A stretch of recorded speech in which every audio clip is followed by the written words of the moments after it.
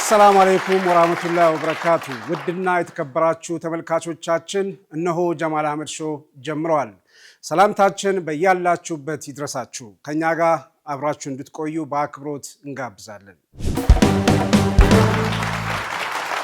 የዛሬው እንግዳችን ነጻለም አብዲ ነው ነጻለም አብዲ በፊልም ስራዎች በሚዲያ ስራዎችና በተለያዩ የማስታወቂያ ስራዎች የምናቀው ወጣት ባለሙያ ነው ሰሞኑን አዲስና ለየት ያለ ስራ ይዞ ቀርቧል እሱ ላይ ትኩረት እናደርጋለን እስካሁን የሰራቸውንም ስራዎች አንስተን እንጫወታለን አብራችሁ እንድትቆዩ በአክብሮት እጋብዛለሁ እባክህ ነጻለም ወደመጣ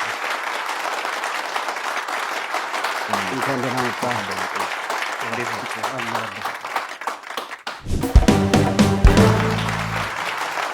እንዴት ነው ነጻነት አልহামዱሊላህ ሰላም ነው ሁሉ ሰላም ስራ ጥሩ አልহামዱሊላህ ነጻለም ከስሙን ጀምር ስሙ እንግዲህ ያው ብዙ ነው የሚገረመት የለም መሰለኝ ነጻለም ነጻነት ብዙ አለ ነጻለም ላይ ምናልባት ቤተሰብ ምክንያት ይኖረው ይሆን ማሚ ምክንያት አላት መሰለኝ ሀጃ ነበረባት መስለኝ አንድ ነገረችኝ እኔ ከመወለዴ በፊት ከባድ ሀጃ ውስጥ ነበረችና በቃ ልክ እኔ እንደተወለድኩ ነው ከዛ ሀጃ ፈረጃው ዱብ ሲልላት በቃ ነጻለም ተዋል ደስ ይላል ሲያሜው ነጻለም ምናልባት አንዳንዶች ለማያውቁ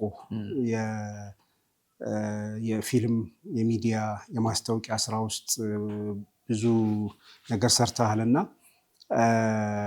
እዛ ላይ እናወራለን አሁንም በቅርብ የሀጀርን ፊልም ሰርተሃል በጣም ለየት ያለ ፕሮዳክሽን እንደሆነ ነው እየተነገረ ያለው ይሄንንም በደንብ ትነግረናለህ በቅድሚያ ግን ያንተን ማንነት በደንብ ተመልካቾቻችን እንዲያውቁ የልጅነት ጊዜ የት ነው አስተዳደግ የተማርከው የት ነው ባጭሩ ይሄን ብትገልጽልን እሺ ጀሚ አመሰግናለሁ በቅድሚያ ግን እኔም በጣም ከነሙሉ ክብር በጣም ከማከብርህ ከምወድህ በልጅነት ጀምሮ ያየው ያድግ በጣም ለሁላችንም ብዙ አይነት ተምሳሌት የነበርክ ሰውነና ካንተ ጋር እንደዚህ ቁጭ ብዬ ለመነጋገር በመብቃት የራሱ በጣም ትልቅ ክብር ይሰማኛልና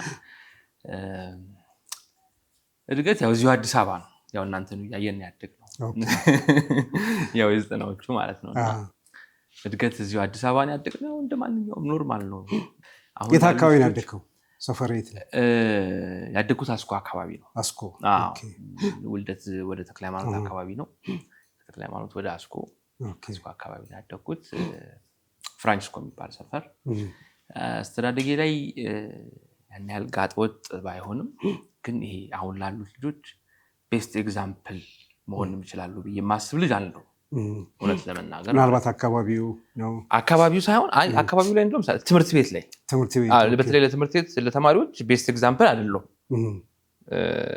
ይሄ የጋጠወጥነት የብልግና ምናምን አይነት ሳይሆን አስቸጋሪ ነበርኩ መሰለኝ ትምህርት ቤት ላይ ብዙ ትምህርት ቤቶች የቀይር ነበር እየተባለኩ ምናምን ተጣላ ነበር ተደባደብ ነበር አዎ በጣም መጣላት መደባደብ ምናምንና ያላ ስራ በጣም ነው የሚያስገርምህ በቃ አሁን ላይ ቅድም ደግሞ ከጓደኛዬ ጋር እያወራ ነው ነበር እዚህ አካባቢ ስለነበር የተማርነው አንድ 8 ትምህርት ቤት ተምሬያለሁ 8 ትምህርት እስከ 12 ያክፍል ድረስ እና ለማዘር አንዱ ምን አላት መሰለህ በቃ ይሄ እኮ የትም አይደርስም እኮ ታዩ ዝም ብለሽ ገንዘብሽን አትከስከሽ ተምሩም የትም አይደርስም ብትታዩ ነው የሚሻልሽ በቤት አስቀምጮ ምናምን ያላት አስተማሪ ቅርብ ጊዜ ማንስተው ያነሳሽ ነበር ማለት ነው ያው እንግዲህ መድረሻችንን የሚያቋላ ነው እና ትምህርት ቤት ላይ እንደዚህ አስተማሪዎችን በጣም ብዙ ነበሩ ትንሽ አስቸጋሪ ነበርኩ መሰለኝ ከዛ እንግዲህ ከ1 እስከ 12 በእንደዚህ አይነት ሁኔታ 8 ትምህርት ቤቶች እየለዋወጥ ቆየ ከዛ ዩኒቨርሲቲ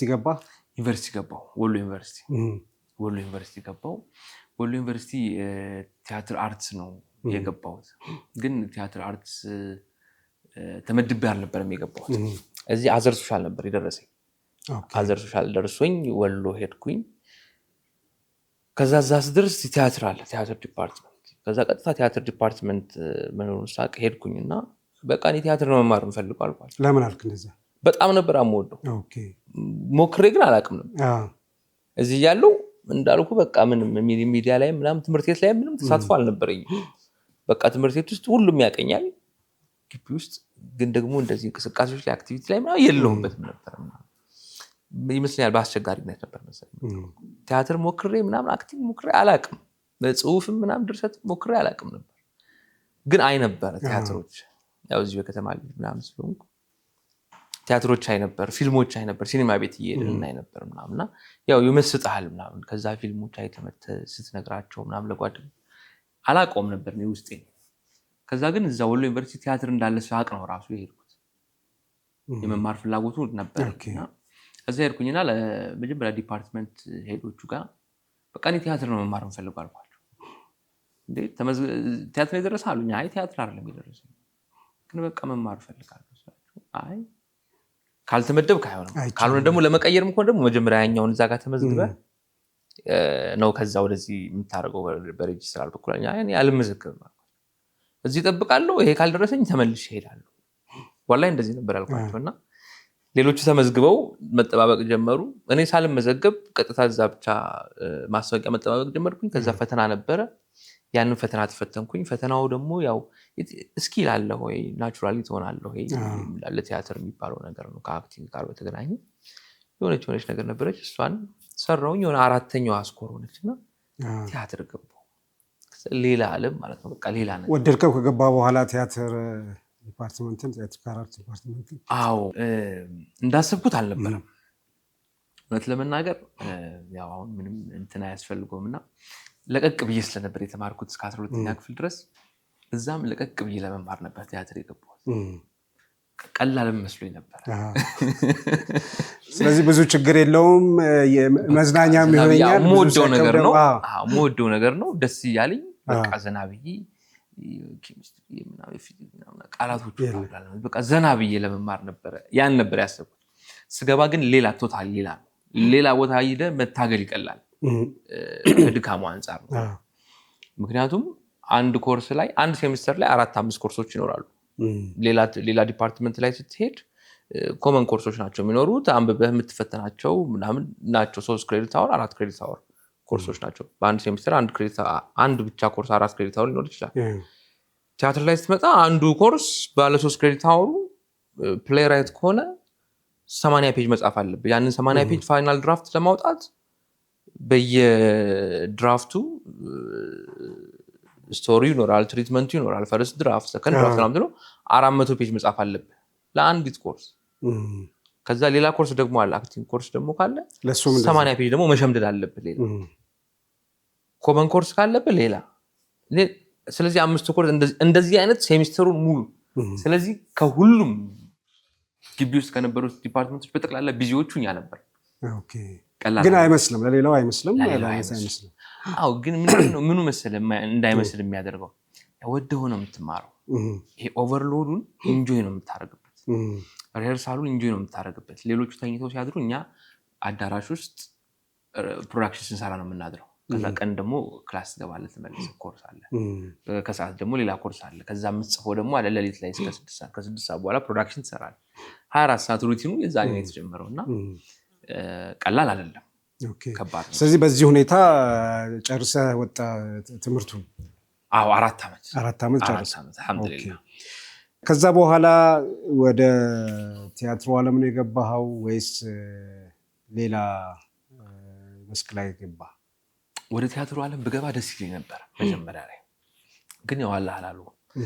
2005 ላይ 1ኛ ዓመት ተምሬ እንደመጣሁኝ በቃ የሆነ ተለከፍክ። ቲያትር አንዴ ስትለከፍ ተለከፍክ ነው፣ የተለየ ነገር የለውም። እና ብሔራዊ ቲያትር መጥቼ እዚህ ኮርስ ወስጄ ነበረ።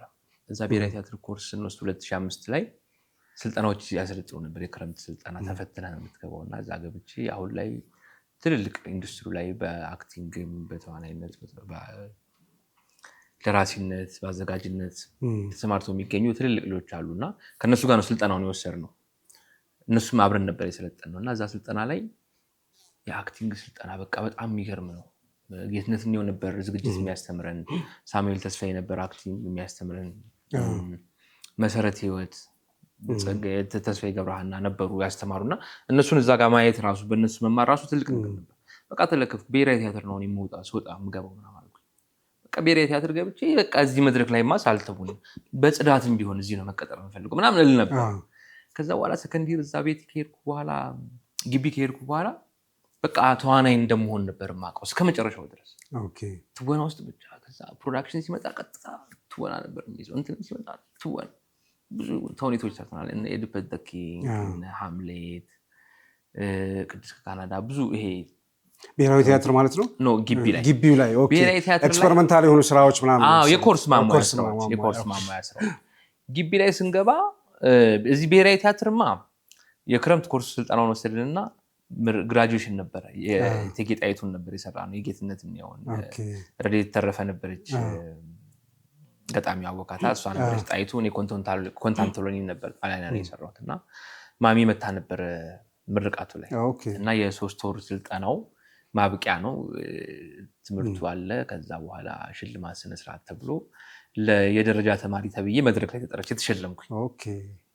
በቃ ማሚ ሰርፕራይዝ ሆነች። ትምህርት ሲባል ስልጠና ሲባል የምታውቀው በቃ መባረር ነው። እኔ ጋር ወላጅ መባል ነው።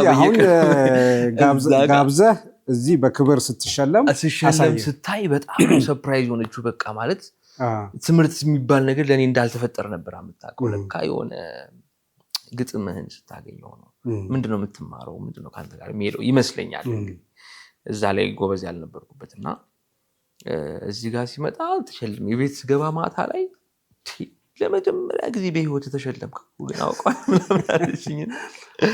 በጣም የሚያስገርም ጊዜ ነበረ። ከዛ በቃ ያው ቲያትር ግን አልሰራሁበትም። ከተመረኩ በኋላ ሙከራው ምናምን ነበር። ከዛ ወጥተህ ሌላ ምን ላይ ገባ? እንደወጣሁኝ ቃና ነው የገባሁት። ቃና ቴሌቪዥን የማሚም ዱዓ ነበረበት። ያው የማሚ ዱዓ አይለየንም እና ስራ መፈለግ አላውቅም እኔ አልሐምዱሊላህ። ያው ምክንያቱም እዚህ አሁን እንዳነገርኩ ከዚህ ገና ሳድግ ጀምሮ አስቸጋሪ ነበርኩኝ ቤት እና ማሚ በቃ ሁሌ ላይ ነበር ዱዓ የምታደርገው። ከዛ ግቢ ስገባ የሰፈር ውስጥ ወሬ ደግሞ ምናምን አለ ተባሮ መጣ ምናምን የሚባለው የዛ ስጋት ነበረባት።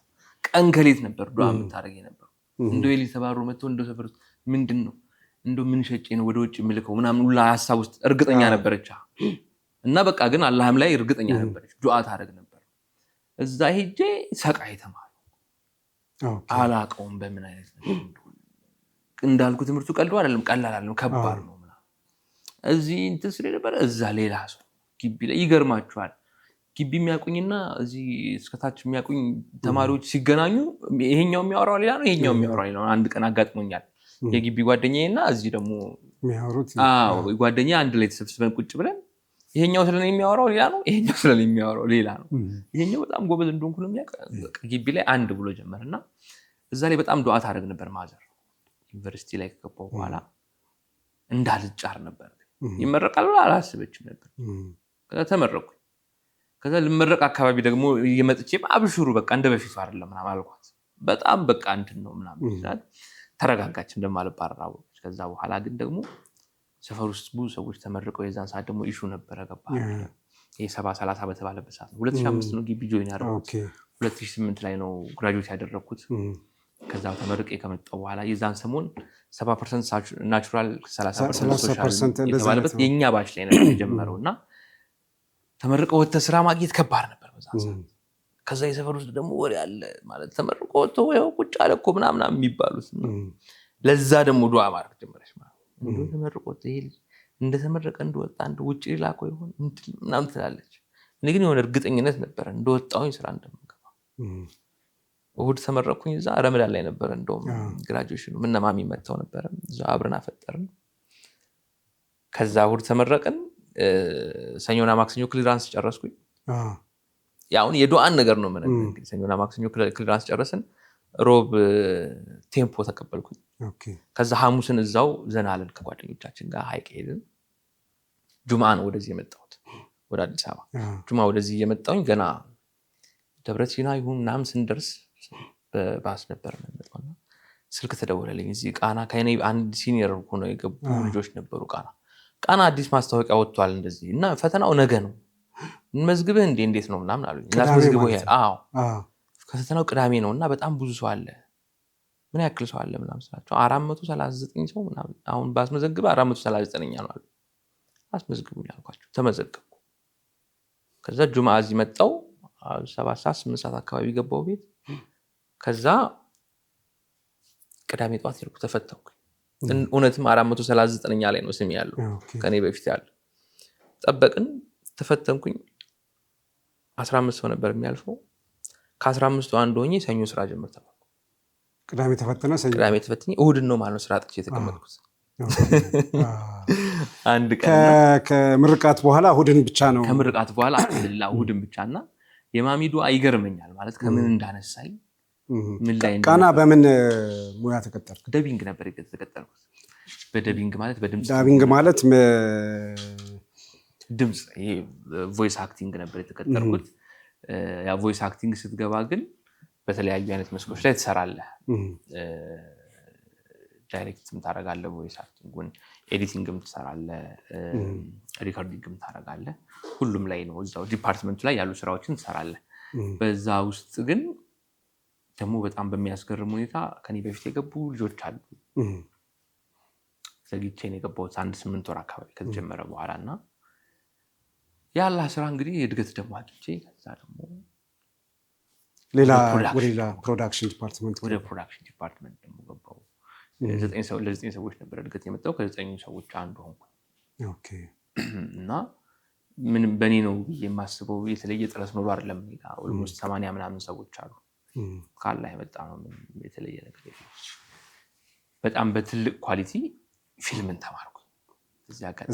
ፊልምን ተማርኩ ማለት ቃና ነው ያስተማርኩት። እዛ ቃና ላይ የተለያዩ ሙያዎችን ቃና በዚህ በሀገር ውስጥም በውጭም ኤክስፒሪየንሶች በኢንተርናሽናል ደረጃ ፊልም ተማርኩ። ምክንያቱም የሚሰሩ ፕሮዳክሽኖች ነበሩ ማለት እዛ የተለያዩ ባለሙያዎች እየመጡ ማለት ነው። አዎ ውጭ ሚደን ተምረናል። ከፊሎቻችን ደግሞ እዚሁ ከውጭ ከሮበርት የሚባል የፊልም ባለሙያ ከአውስትራሊያ መጥቶ ታውቀው ከሆነ ዘረሰናይ ብርሃኔ ኢንተርናሽናል ፊልም ሜከር ነው። ከሱ ጋርም ደግሞ እኔ ኢሚዲየት ቦስ የሆነው አብረን ሰርተናል ፕሮዳክሽን። በሱ ስር ሆኖ አለቃዬ ነበረ። በሱም ስልጠና ወሰድን። በእነ አይዳ በተለያዩ ኢንተርናሽናል ተች ባላቸው ሰዎች ኢንፍሉዌንስ ባላቸው ሰዎች ስልጠና ወሰድን። ቃና ለኔ በጣም ባለውለታዬ ነው። በጣም አመስጋኝ ነኝ። ማለት ብዙ የሰራህበት ብቻ ሳይሆን የተማርክበትም ብዙ የሙያ በቃ ሙያዬን ያገኘሁት እዛ ነው። እንዳልኩ እዚህ መጥቼ ቃና ከተቀጠርኩ በኋላ ደሞዙ በጣም አሪፍ ነበር። ማለት በ0 ዓመት ማለት ነው። በ0 ዓመት ምናልባትም ከዛ መጥተን ከአስተማሪዎቻችን ወይ ከሌሎች ኢንጂነርም ተብለው ከሚታሰቡት በጣም የተሻለ ደሞዝ ነበር የሚከፈለው። ግን እዚህ ቃና ከተቀጠርኩ በኋላ ብሔራዊ ቲያትር ማስታወቂያ አውጥቶ ሄጄ ተመዝግቤ ነበር። 2080 ብር ልቀጠር ማለት ነው በወር 2080 ብር ነው በወር። በቃ የቲያትር ፍቅር እዚህ እኮ ስንት እጥፍ ነው እኮ ደሞዙ። ሄድን ተመዘገብኩኝ።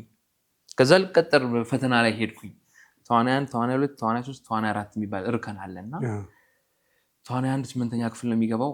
በ8ኛ ክፍልና የተወሰነ የስራ ልምድ። ተዋናይ 2 10ኛ ክፍልና የተወሰነ የስራ ልምድ። ተዋናይ 3 ደግሞ 12ኛ ክፍልና ተዋናይ 4 የሚባለው ከፍተኛ እርከን ነው። እዛ ከፍተኛ እርከን ላይ ዲፕሎማ እና የተወሰነ የስራ ልምድ ያለው ነው የሚባለው። ዲግሪ ያለው የለም፣ የሚገባበት የለም። ስንመዘገብም በግድ ተመዘገብን።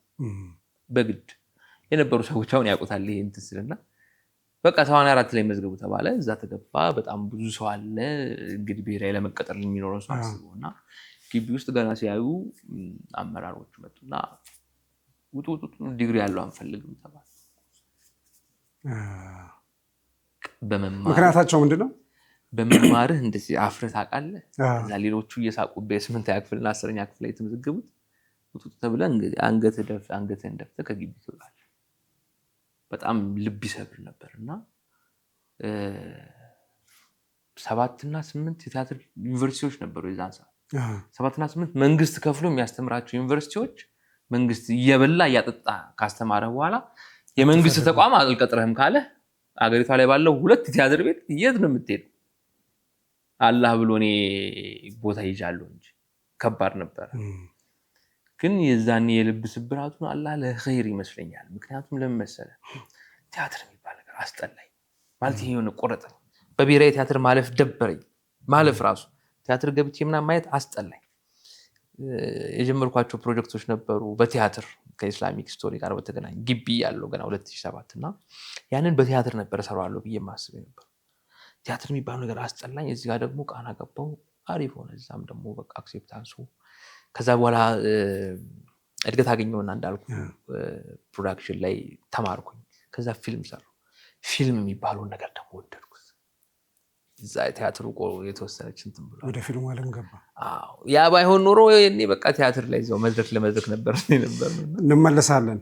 ተመልካቾቻችን እየተከታተላችሁ ያላችሁት በነጃሺ ቲቪ የጀማል አህመድ ሾውን ነው። እንግዳችን ነፃለም አብዲ ነው። አብራችሁን ቆዩ። ከአፍታ እረፍት በኋላ ተመልሰን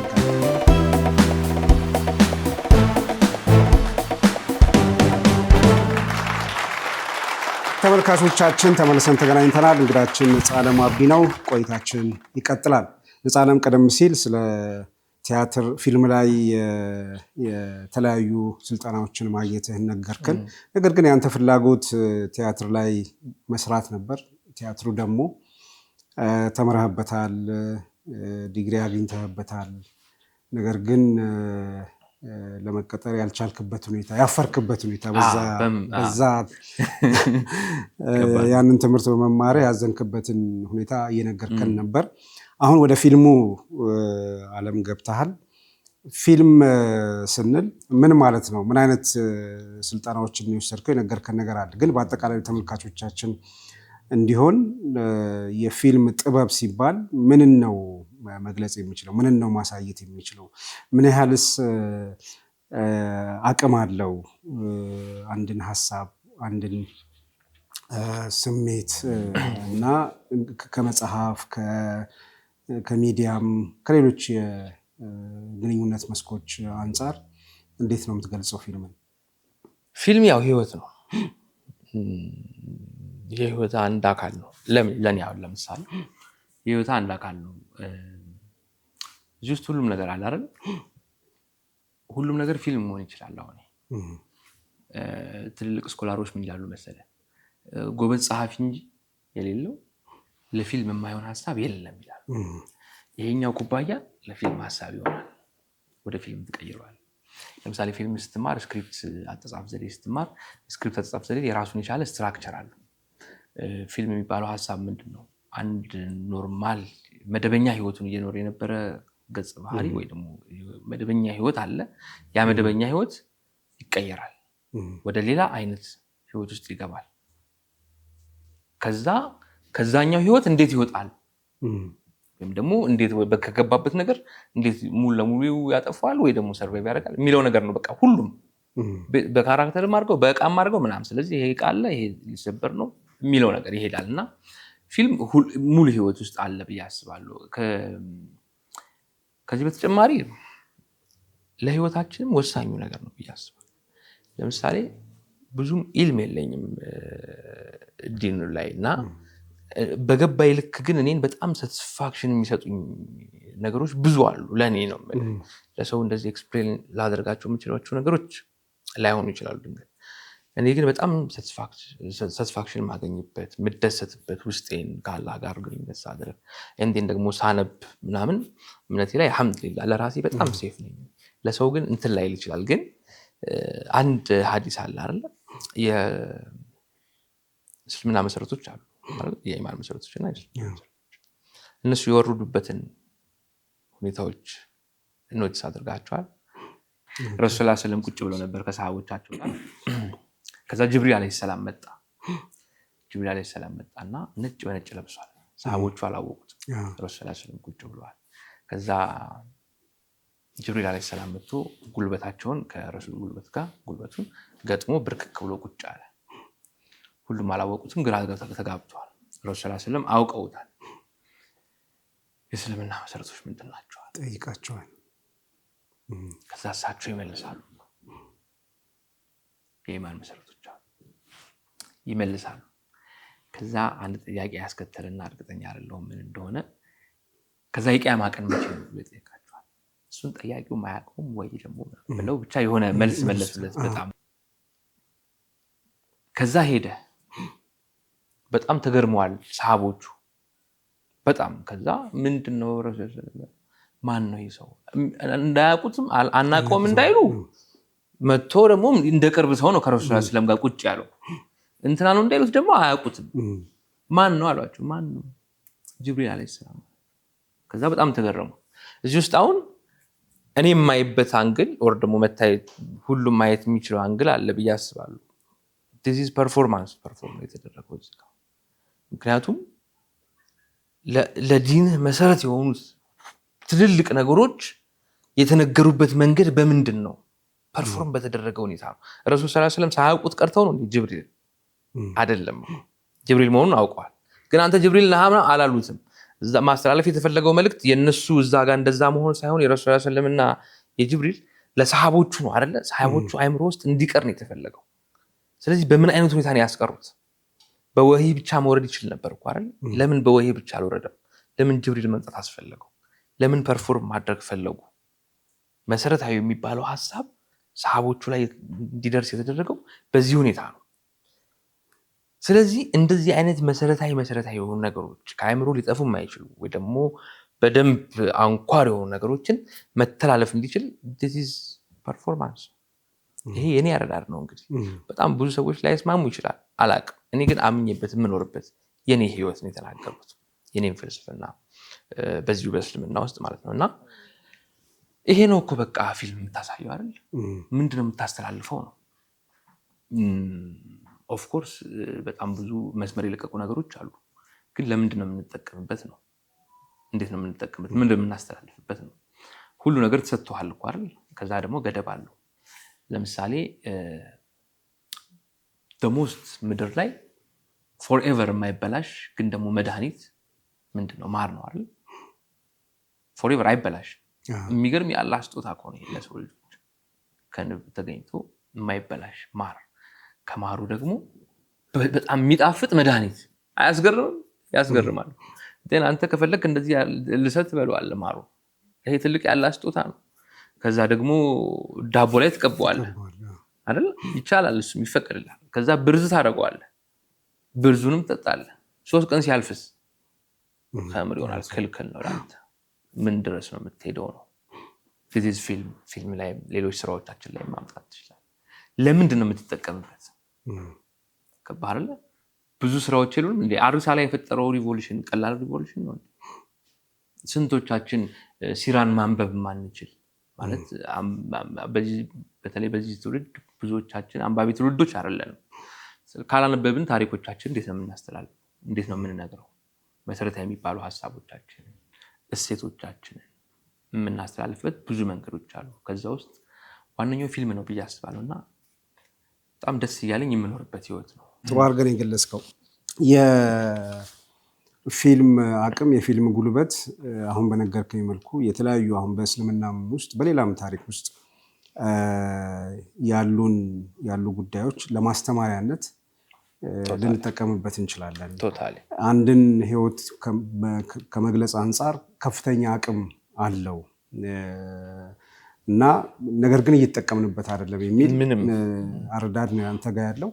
የፊልም ኢንዱስትሪውን ስንመለከት በተለይ በሀገራችን የተለያዩ ነገሮችን ማሳየት እየቻለ አንዳንድ ምናልባት የስክሪፕትም ጉዳይ ኖሮ መለወጥ የሚቻልበትም ሁኔታ እያለ ግን ብዙ እየተሰራ ነው ብዬ አላምንም። እኔ በግሌ ምናልባት አንተ ሙያው ላይ ስላለህ የበለጠ ልትገልጸው ትችላለህ።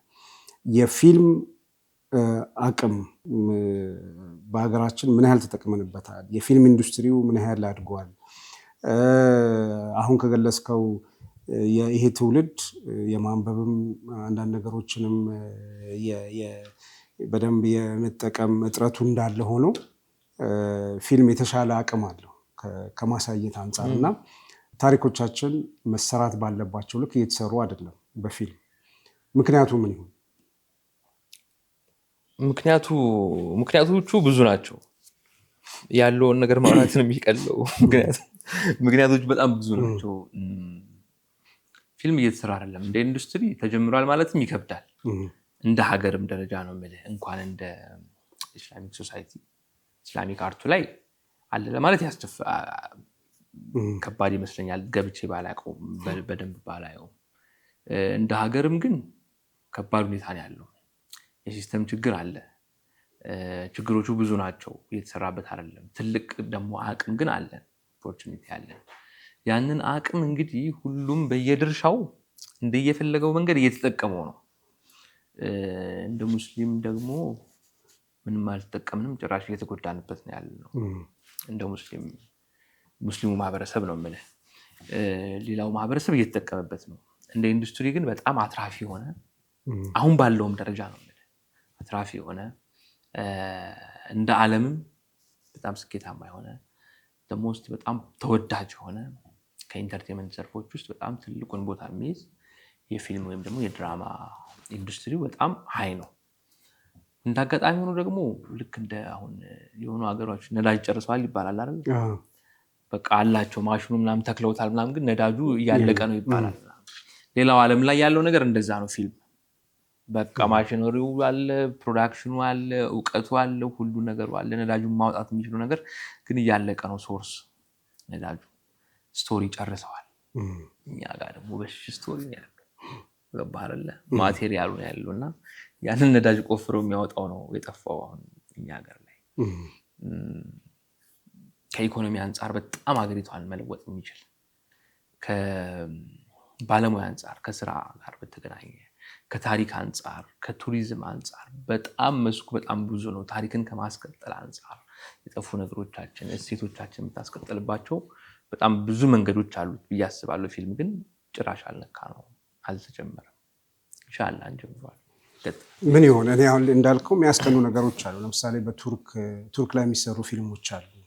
እኛም ሀገር ሌላውም ዓለም ላይ አሁን በደንብ እየታየ ተቀባይነት እያገኘ ብዙ ነገር ከመዝናናትም ባለፈ ታሪኩ የሚያስተምረን ከእስልምናም ከታሪክም ከምንም አንጻር በጣም ቫልዩ ያላቸው ብዙ ፊልሞችን እናያለን። በተመሳሳይ መልኩ በኢራንም እንደዚሁ ሌሎች ዓለሞችም ላይ አገሮችም ላይ ተመሳሳይ ታሪኮች በጥሩ ፕሮዳክሽን እየተሰሩ በጣም ማራኪ በሆነ መልኩ ይሰራል። እኛ ጋር ደግሞ ታሪኩ አለ። ኢቨን ደግሞ የተመልካችም ፍላጎት አለ። አሁን እኛ በነጃሺ ቲቪ የተለያዩ የውጭ ፊልሞችን ወደ አማርኛ እየመለስን እናቀርባለን እና ተመልካች ጋር ከፍተኛ ፍላጎት ነው የምታየው። ነገር ግን የአገራችን ታሪኮች፣ እስላማዊም ታሪኮች፣ ሌሎችንም በደንብ አድርገን ሰርተን ማቅረብ የማንችልባቸው ሁኔታዎች አሉና እንግዲህ አሁን አንተ ምናልባት ተስፋም ሰጥተሃል ሊኖር ይችላል። አንዱ የኢኮኖሚ ችግር ይመስለኛል እነዚህ ነገሮች ይመስላል። ሌላው የባለሙያ በተገቢው መንገድ ባለሙያ ተሰባስቦ ያለ መስራትና እዚህ ላይ ትኩረት አድርጎ ያለ መስራት ይመስለኛል። ምናልባት እጥረት ነው ለማለት ይቸግረኛል። አለ እጥረት ሊኖር ይችላል። እሺ፣ ግን መቼ ይሆን ይህንን ታሪካችንን ወደ ፊልም እንለውጠው? እዚህ ላይ የሌላውም ሰው ኮንትሪቢዩሽን ምን መሆን አለበት? በጀት ይፈልጋል ፊልም፣ ምንም ጥያቄ የለውም። ጥሩ ነገር ይፈልጋል፣ ጥሩ ነገር ለመስራት ማለት ነው። ምንድን ነው የምትሰራው የሚለው ነገር ይወስነዋል። በተለያዩ የገንዘብ ደረጃዎች የተለያዩ አይነት ፊልሞች ይሰራሉ። ጥሩ ነገር ካወጣ ደግሞ ጥሩ ገቢ ታገኝበታል። የማይገኝበት ገቢ አይደለም። የአጅር የሌለው ሰደቃም አይደለም፣ ሰደቃ ብቻም አይደለም ምናምን። ባወጣው ልክ በጣም ከዛ በላይ ብዙ ጥፍ የምታገኝበት ነገር ነው። ያንን ሲስተሙ ተዘርግቷል ወይ የሚለው ነው። እንደገና ደግሞ ያንን ሲስተሙን ገንዘቡን ማውጣት የሚችሉት አካላቶች አውቀውታል ወይ? አላወቁትም፣ አላሳያቸውም። እዚህ ጋር ባለሙያው ላይ ደግሞ በጣም ከፍተኛ ክፍተት አለ። ወደ ሙስሊሙ ሶሳይቲ አድርጌ ነው የምነግርህ አይደል? አሁን ዲስከስ የምናደርገው የሙስሊም ባለሙያ እጥረት አለ በየሴክተሩ፣ በተለይ አርቱ ላይ። ዋናው ነገር መሰራት ያለበት ብዬ ማስበው እንደ ማህበረሰብ ባለሙያዎችን ማብቃት ነው። በየቦታው የተለያዩ ብቁ የሆኑ ሙስሊም ባለሙያዎች ሊኖሩ ይገባል። እኔ አሁን ቅርብ ጊዜ የሰራሁት ፊልም አለ አይደል አጀር፣ እሱን ልሰራ ስል ኮሌክት ለማድረግ በጣም ከባድ ነው ነገርየውን። አሁን የግዴታ ሙስሊም መሆን አለበት ማለት ሳይሆን አንድ ባለሙያ የምትሰራውን ስራ አንድ አይነት ላይን ላይ ሆነ ለመስራት እና እንዲታወቅ ሞሮፍ ነገርየውን የሚያውቀው ሰው ቢሆን የተሻለ በሚል በጣም ፈለግኩኝ። በጣም በሚያሳዝን ሁኔታ ቶታል የለም ማለት ይቻላል በባትሪ ራሱ። እና የሆኑ ቦታዎች ላይ በደንብ የሙስሊም ባለሙያዎች በየቦታው ተሰራጭተው ብቁ ሆኖ መኖር መቻል አለባቸው። ይሄ አሁን ከሌላ ነገር አንጻር ሳይሆን አንድ ፊልም ላይ አሁን ሲሰግዱ ሊያሳይ ይችላል። አይታችሁ ሊሆን ይችላል። በእርግጠኝነት ሲሰግድ በቃ የሆነ አስተጋገዱ ራሱ አንድም ቀን ሰው ሲሰግድ አይቶ የማያውቅ ሰው ነው እና እዛ ውስጥ የምታየው የዛ ሰውዬ የተበላሸ ሰላት ማስኬዱ ሳይሆን ቢያንስ ፊልም ሲሰራ ስንት ሰው ይኖራል? እዚህ ውስጥ እንኳን ስንት ሰው አለ? 20-30 ሰው አለ። ከ20-30 ሰው ውስጥ አንድ እንኳን ሙስሊም የለም ማለት ነው። እንዲህ ነው እንኳን ብሎ የሚናገር ገባህ አይደል? እዛ ጋር ቆሞ ኖ ሰላት የሚሰገደው እንዲህ ነው እንደዚህ ነው ይሄ ምናምን ብሎ ጋይድ የሚያደርግ አንድ ሰው ቢኖር ኖሮ እዚህ ዳዋ በእኔ አታይ ገባህ? እዛ ጋር የሚደረገው ነገር አትሊስት እንትኑን ይጠብቀዋል። በሆነ አይነት ነገር ውስጥ አንድ እንኳን የእስልምና አስተምህሮቶችን በፊልሞቻችን ውስጥ አይተን እናውቃለን? የለም እኮ አይደል? ለምን? ባለሙያዎች የሉም። ልትሰራ የሆነ ነገር ስራ ልትሰራ ስትፈልግ እጥረቶች ያጋጥመዋል። ማስታወቂያዎቻችንን ማየት ይቻላል። ምን አይነት ማስታወቂያዎች ነው እየተካሄዱ ያሉት? በማን? እነዚህ ነገሮች ብዙ ነገሮች ሊያስነሱ ይችላሉ። የባለሙያ እጥረት አለ። ስለዚህ ተማሪ ትውልዶች ማብቃት መቻል አለብን ከስር ያሉትን። በሙስሊም ሶሳይቲ ላይ የአርቱ ኢንዱስትሪ ሰከንድ ኦፕሽን ነው፣ ፈርስት ኦፕሽን አይደለም። አርቱ ላይ ያሉት ብዙሃኖቹ ሁሉንም መናገር ይከብደኛል። ከሆነ አይነት መስክ ላይ ሳይሆን ሲቀር ወይ ደግሞ በፍላጎት ነው ያንን ተምሮ ከስር ጀምሮ ነገሩን አብዴት አድርጎ እዛ ጋር የበቃ ባለሙያ ያስፈልጋል ብዬ አስባለሁ። አለበለዚያ ከባድ ነው የሚሆነው። ምክንያቱም ብዙ ስራዎች አሉ ብዬ አስባለሁ። ቅርብ ጊዜ የጀመርኩት የአንድ ፕሮጀክት ነበረ ከተወሰኑ ኡስታዞች ጋርም ከነ ቡርሃን ጋር ምናምን ዲስከስ እያደረግንበት ነበር። ስንት አይነት ስራዎች አሉብን ብለህ አስብ። በጣም ብዙ መሰራት የሚገባቸው ነገሮች አሉ። ለምሳሌ አሁን ዝም ብዬ ጀምሬው ነበር የድምጻችን ይሰማል ፕሮጀክት። ኦኬ። በድምጻችን ይሰማ ጊዜ የነበረውን ሂደት ሙሉ ሂደቱን የሚያሳይ በኤፒሶዲክ አንድ 6 ኤፒሶድ ይዤበት ነበር በትሪትመንት ደረጃ ዲቴል ሳይሆን እና የተወሰነ ጥናት ማድረግ ጀምሬ ነበር የዛሬ ዓመት ከምናምን አካባቢ መሰለኝ። አንድ ዓመት ከምናምን አካባቢ እና ማጥናት ጀመርኩኝ። እዛ ውስጥ ያለው ነገር በጣም ብዙ ተአምር ነው። ገባህ አይደል? እንዴ ስንት መስዋዕትነቶች አሉ እዛ ውስጥ፣ ስንት ትግሎች አሉ፣ ስንት የዓላማ ጽናቶች አሉ ለትውልድ መተላለፍ የሚገባቸው፣ መመስገን የሚገባቸው፣ መታየት የሚገባቸው። ያ አይነት ትግል ያ አይነት ሁኔታ በደንብ ማህበረሰቡ ዘንድ ቢያውቀው ኖሮ ምን እንደተሰራ ነው። በዓለማችን ላይ በጣም ስኬታማ ከሚባሉ ሰላማዊ ትግሎች ውስጥ በግንባር ቀደም ደረጃ መቀመጥ የሚችል አይደለ? እኔ ዛኔ 2004 ማለት 12ኛ ክፍል ነበርኩ። በደንብ አስታውሰዋለሁ። የመጀመሪያው ድምጻችን ይሰማ አወሊያ ላይ ነበርኩኝ፣ የመጀመሪያው ጁማዓ ላይ ምናምን እና በደንብ ሁኔታውን አውቀዋለሁ። እኔ ያየው የተፈጠሩ ነገሮች አሉ፣ ፊላንስ ጋር ብዙ ነገሮች አሉ። ነበርኩ በቦታው ላይ እኔ ያየሁት። እንግዲህ ባለሙያ ነኝ ብዬ ቁጭ ካልኩኝ እና እኔ ካልሰራሁት ማን ሊሰራው? እኛ ካልሰራ ነው ማን ሊሰራው?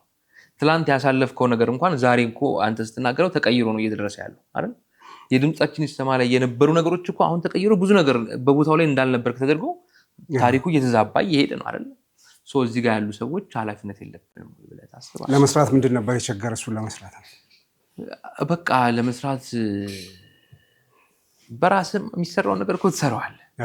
ገባህ አይደል? ለምሳሌ አንድ ሰው ብቻውን ፊልም ሊሰራ አይችልም። ለምሳሌ እኔ ብቻዬን ልሰራ የምችለው ልጽፍ እችላለሁ።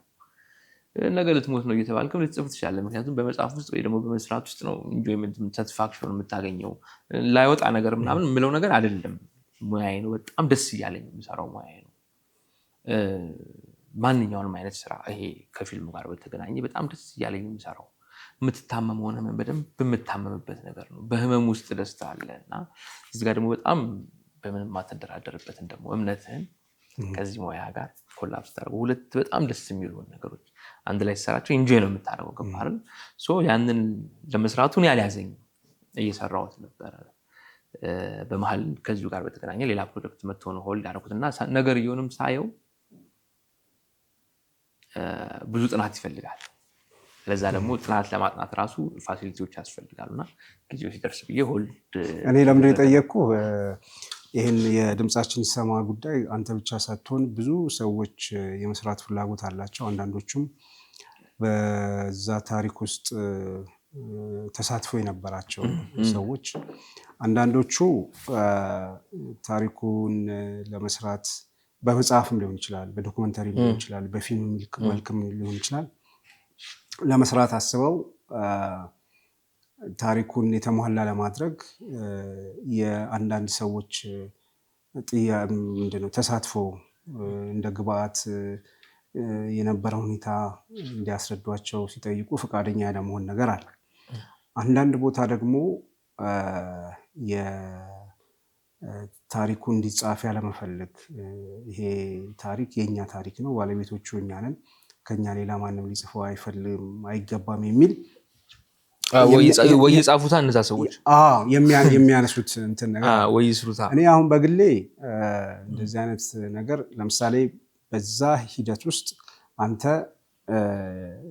የ12ኛ ክፍል ተማሪ ሆነ ያየህበት አንግል አለ፣ ያንን ሂደት ያየኸውን ነገር አለ።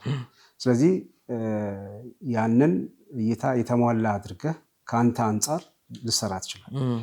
እኛ ደግሞ ሚዲያ ውስጥ የነበርን ሰዎች አለ በዛ ሂደት ውስጥ ያሳለፍ ነው የከፈል ነው የኡስታዞችንም በማሳተፍ የሰራናቸው ስራዎች አሉ። ከመንግስት አካባቢ የመጡ ጫናዎች ያንን ተቋቁመን ከኛ አንግል መስራት ያለብን ስራ አለ። እዛ ሂደት ውስጥ ደግሞ የነበሩ የተገረፉ የተሰቃዩ እስር ቤት ውስጥ ስንት መከራ ያዩ ሰዎች ቤተሰቦቻቸው የተሰቃዩባቸው ሰዎች ደግሞ ያሳለፉት ህይወት አለ። ከዚህ ውጭ ደግሞ በጣም የሚገርምህ ደግሞ ማንም የማያውቃቸው ምን እንደሆኑ ምን መስዋዕት እንደከፈሉ ግምት ያልሰጣቸው ነገር ግን ሄደው እስር ቤት በመጠየቅ የተለያየ ድጋፍ በማድረግ ስንት ስቃያቸውን የበሉ ሰዎች አሉ። ሂደቱን የሚያዩበት አንግል ደግሞ የራሱ የቻለ አንግል አለ። እነዚህ ደግሞ ከራሳቸው አንግል ሊጽፉት ይችላሉ በጣም። ስለዚህ ይሄ ታሪክ ለምሳሌ የሩዋንዳን ታሪክ የወሰደን እንደሆነ ሆቴል ሩዋንዳ ነው።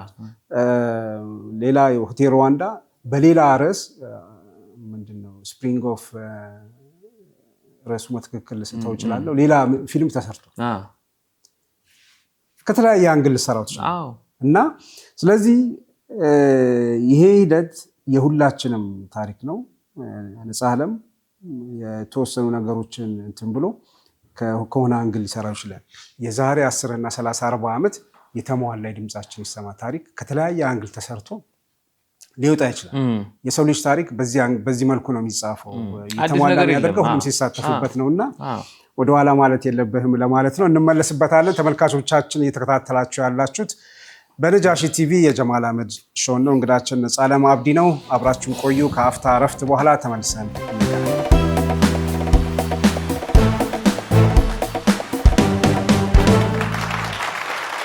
ተመልካቾቻችን ከአፍታ እረፍት በኋላ ተመልሰን ተገናኝተናል። እንግዳችን ነፃ ዓለም አብዲ ነው። ስለ ፊልም ስራዎች በተለይ በፊልም ኢንዱስትሪ ውስጥ መሰራት ያለባቸው ነገሮች እየተቃቀስን ከኛም ታሪክ አንጻር ወደ ፊልም መለወጥ ያለባቸው ብዙ ጉዳዮች አሉ፣ ግን እየሰራ ነው አይደለም፣ በተለያየ ምክንያት እያልን ነው። ብዙ ነገሮች ማንሳት ይቻላል። ነገር ግን ወደ አንተ ስራዎች ስመጣ አሁን የዶክመንታሪ ስራዎችን ሰርተሃል፣ የማስታወቂያ ስራዎችን ኢቨንት ላይ ኢቨንቶችን በማገዝ ዳይሬክት በማድረግ የተለያዩ ስራዎችንም እንደሰራ አውቃለሁ። ከእስልምና አንጻር ደግሞ የነጃሽን ታሪክ ጀምረህ ነበር? እንደው ወደ ፊልሙ ለመለወጥ ሀሳብ ነበረ? አዎ፣ የዛሬ 11 ዓመት ነው የተጀመረውና የተጀመረው ብቻ ሳይሆን ሁሌም ይሄ የሚቆም ፕሮጀክት አይነት ነገር ሆኖ የተጀመረ አይደለም። የዛሬ 11 ዓመት ግቢ 3ኛ ዓመት ተማሪ ያለው ነው የጀመርኩት ስክሪፕቱን መጻፍ ማለት ነውና በጣም በሚያስገርም ሁኔታ 11ዱንም ዓመት ስክሪፕቱ ነው እየተሰራ ያለው። ኦልሞስት ስክሪፕቱ አልቋል። አሁን አይደለም ያለቀው። በእርግጥ አሁን 11 ዓመት ሆነው እንጂ 11ዱንም ዓመት ሙሉን እየተሰራ ነበር ማለት አይደለም። እየተሻሻለ ነበር፣ እያደገ ነበረ። የዛሬ 2 ዓመት አካባቢ የዛሬ ዓመት ከምናምን ሰርድ ድራፍቱ ፋይናሉ አልቋል። ሰከንድ ድራፍቱ የዛሬ 5 ዓመት አካባቢ 5 ዓመት 6 ዓመት አካባቢ ነበር ያለቀውና የቆየ ኦፍ ኮርስ ኦልሞስት ስክሪፕቱ አሁን ላይ አልቋል። ስክሪፕቱ አልቋል። ምንድነው የቀርቶት የነበረው? ያው ቀርቶት የነበረው እንግዲህ ትልቅ ነገር አይደለም የምታስበው። ስለዚህ ወይ አላህ የኛን ዝግጅት ሊሆን ይችላል ወይ ደግሞ የኛን መብቃት ሊሆን ይችላል ወይ ደግሞ አላህ ያለው ጊዜ እስኪደርስ ሊሆን ይችላል በትንሽ አይነት ኖርማል ፕሮዳክሽን አይደለም ያሰቡት ኢንተርናሽናል ደረጃ ነው ስቶሪው ኢንተርናሽናል ስለሆነ ማለት ነውና ነገርየውም ትልቅ ስለሆነ ያንን ትልቅ ነገር ለመስራት ደግሞ በትንሽ ነገር አትሰራው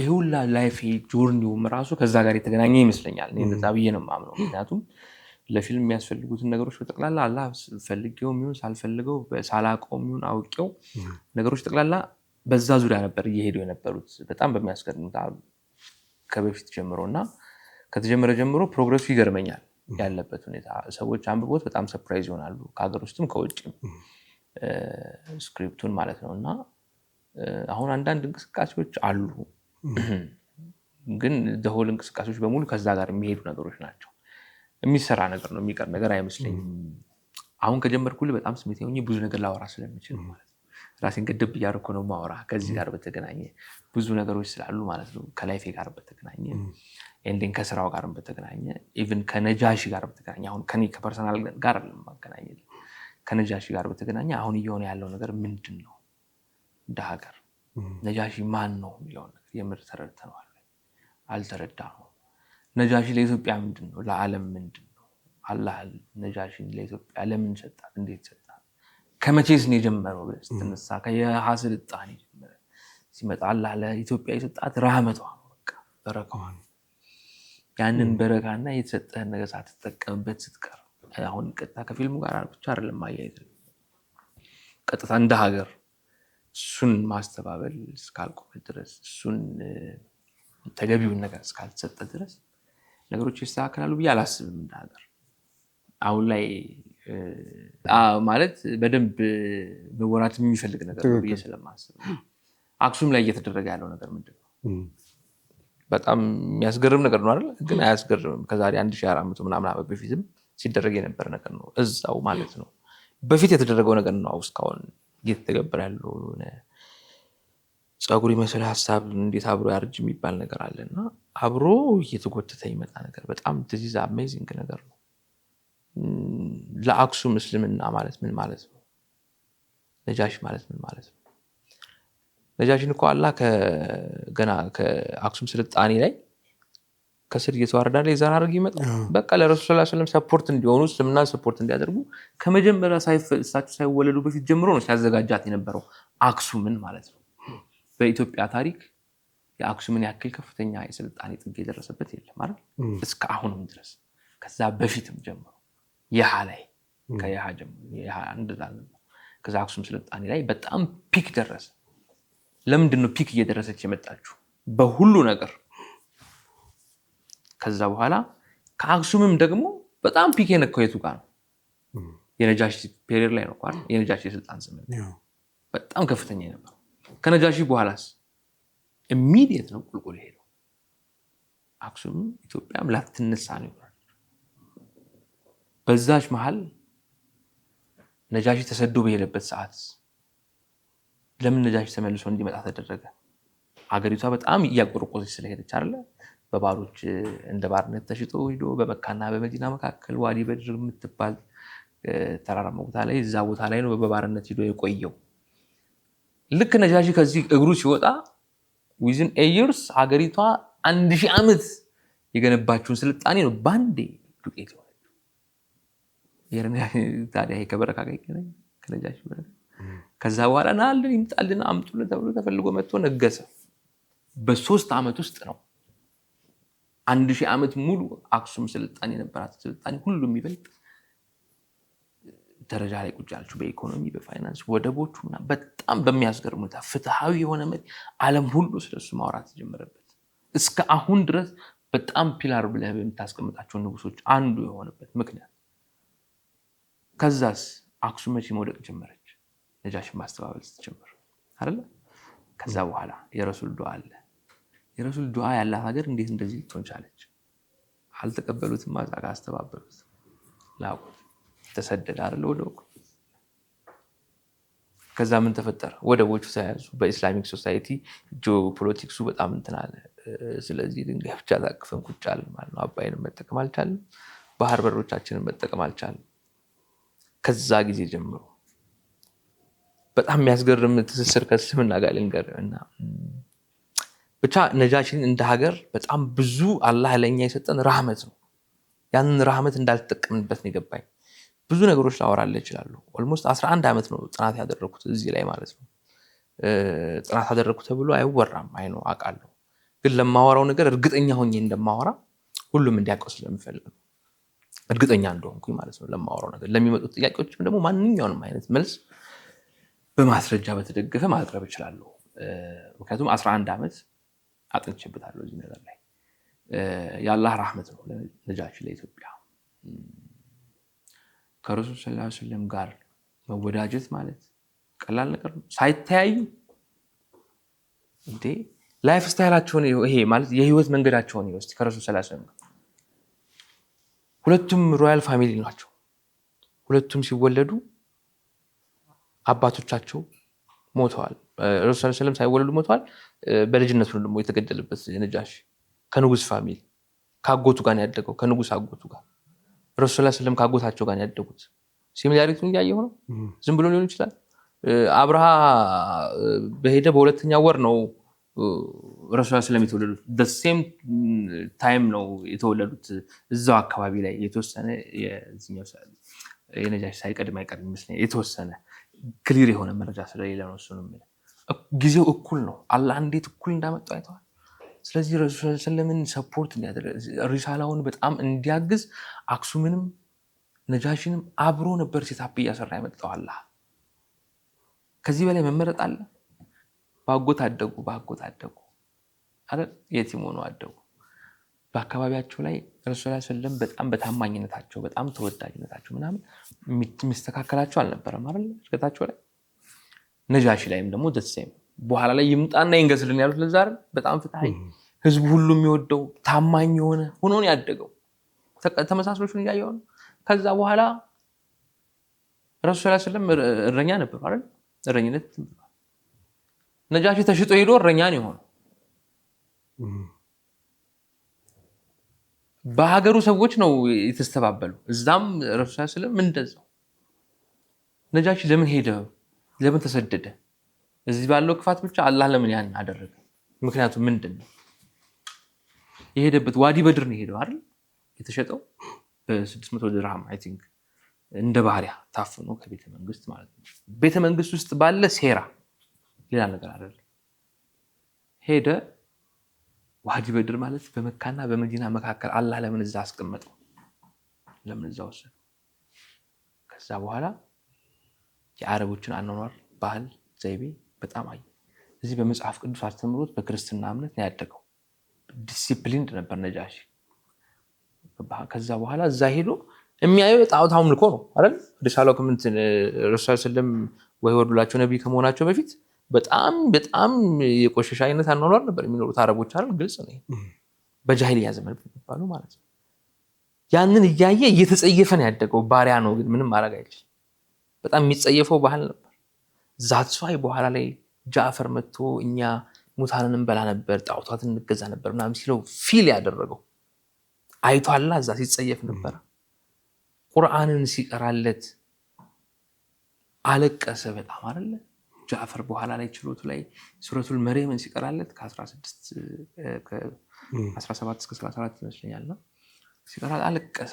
እንዴት በዛ ደረጃ ፊል ሊያደርግ ቻለ?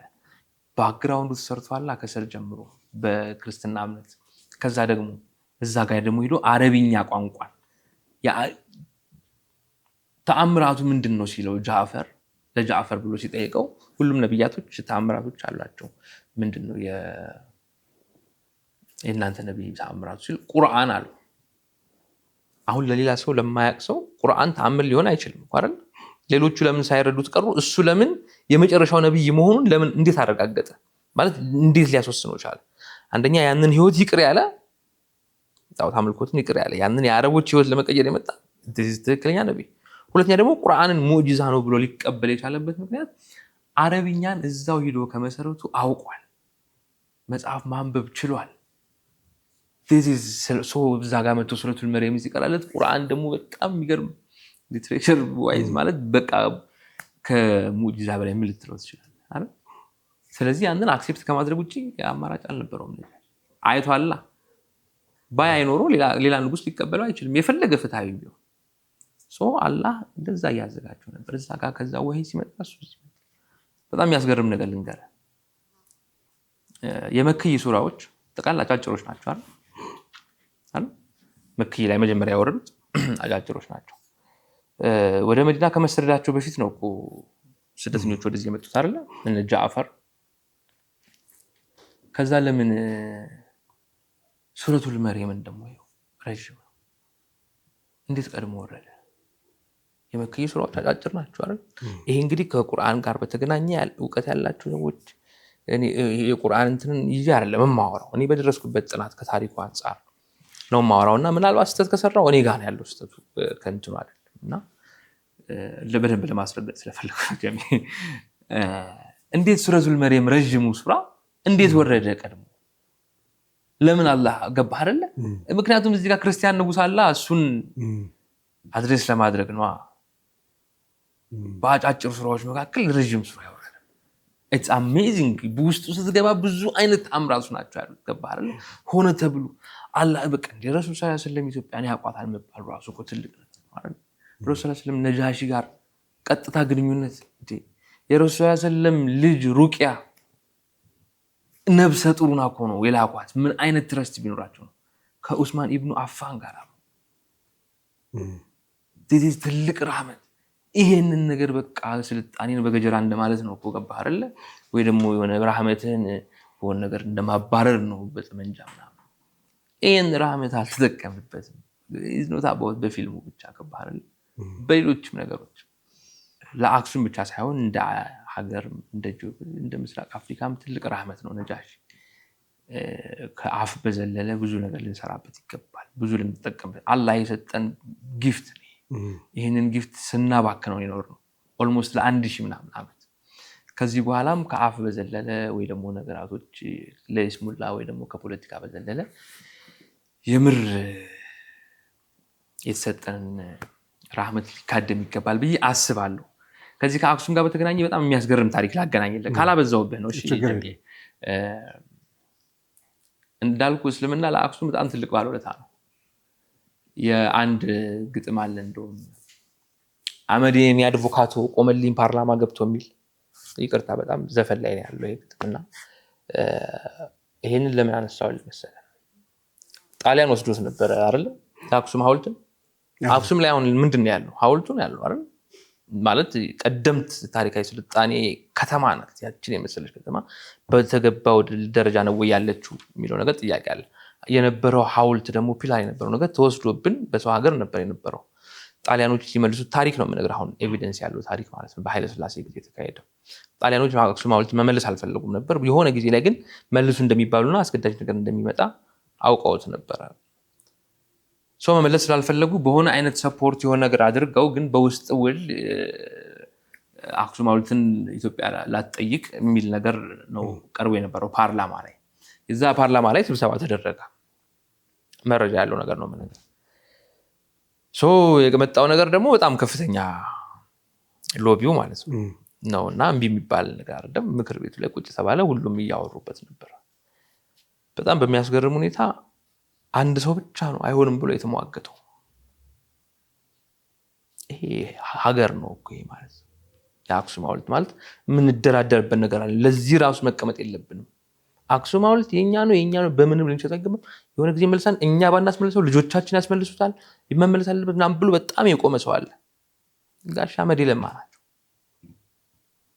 ዛትሷይ አመዴ አክሱም ሐውልት ሲመለስ ስለ አክሱም የተሰራ ሙዚቃ ነበር። አመዴ የኔ አድቮካቶ ቆመልኝ ፓርላማ ገብቶ።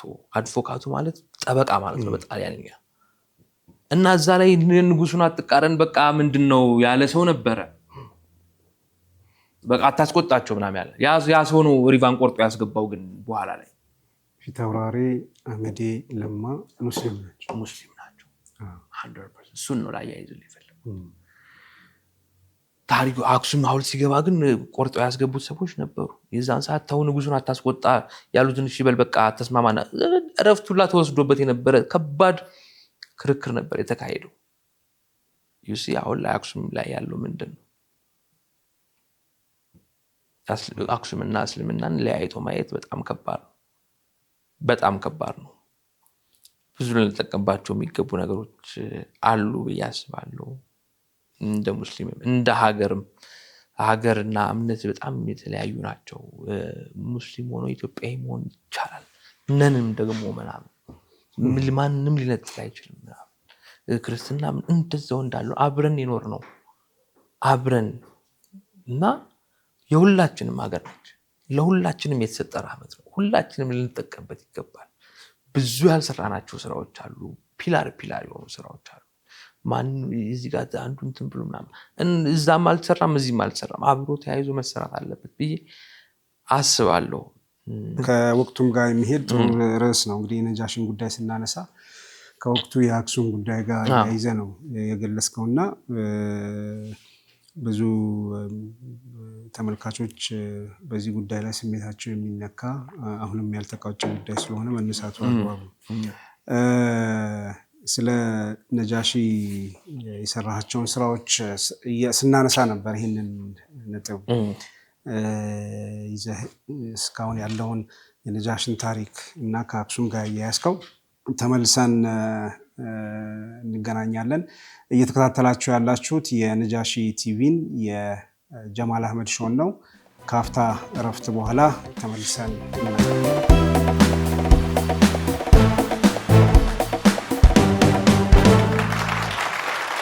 ተመልካቾቻችን አብራችሁን ስለሆናችሁ ከልብ እናመሰግናለን። ከነፃ ዓለም ጋር ቆይታችን ይቀጥላል።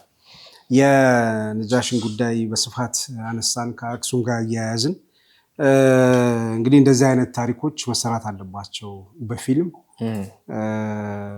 ለፊልም ስራው ደግሞ የባለሙያው ብቻ ሳይሆን እያንዳንዱ ኢትዮጵያዊም ተሳትፎ ድጋፍ ይፈልጋል። በተለይ ደግሞ እንደዚህ አይነት ስራዎች እንዲሰሩ አቅም ያላቸው ባለሀብቶች፣ የተለያዩ አካላት መሳተፍ አለባቸው ብዬ አስባለሁ። ከነጃሺ የጀመርከው ጥናት ያረክበት ስራ አሁንም ወደ ፊልም አልተለወጠም፣ ጊዜ ያለው አንድ ቀን ይወጣል ብለን እናስባለን። ይሄ እያለ ደግሞ አሁን በቅርቡ አንድ ስራ ይዘህ እየመጣህ ነው፣ የሀጀር ፊልምን። ስለሱ እናውራ። እሺ፣ ያው ጊዜ እየጠበቀ ነው የነጃሺ ጉዳይ እንዳልኩ። ምክንያቱም ስክሪፕቱ ኦልሞስት አልቋል እና ስክሪፕቱ የሚሰሩባቸው መንገዶች በጣም ብዙ ነበሩ። ለምን ጽድቅ አይደለም እንደዛ ማወራው፣ በኢንተርናሽናል ደረጃ ነው በተጻፈበት የጥራት ደረጃ ልክ በውጭ ባለሙያዎችም ተገምግሞ አፕሮቫል የተሰጠበት፣ በሀገር ውስጥም የዛሬ 6 ዓመት 5 ዓመት አካባቢ በአእምሮና ንብረት ፓተንት የተገኘበት ሰርቲፋይድ የተሆነበት ስክሪፕት ነው። ከሀገር ውስጥም ከውጭም ስክሪፕቱን ነው እንትን ያደረገው ፓተንት የወሰድክበት? የዛሬ 6 ዓመት አካባቢ በእኛ 2012 አካባቢ መሰለኝ እና ሰከንድ ድራፍቱን ነበር ያስገመገምኩት። የዛሬ 2 ዓመት ደግሞ ፋይናል ድራፍቱን ጨርሼዋለሁ። ምን ልል ነው መሰለህ፣ ስክሪፕቱን አይተው ብዙ መስራት ፈልገው የመጡ ሰዎች ነበሩ ከሀገር ውስጥም ከውጭም። ምክንያቱም ስቶሪው ኢንተርናሽናል ነው። እንደ ቢዝነስ ዋይዝ ሙስሊሞች አይደሉም፣ ነን ሙስሊሞች ናቸው።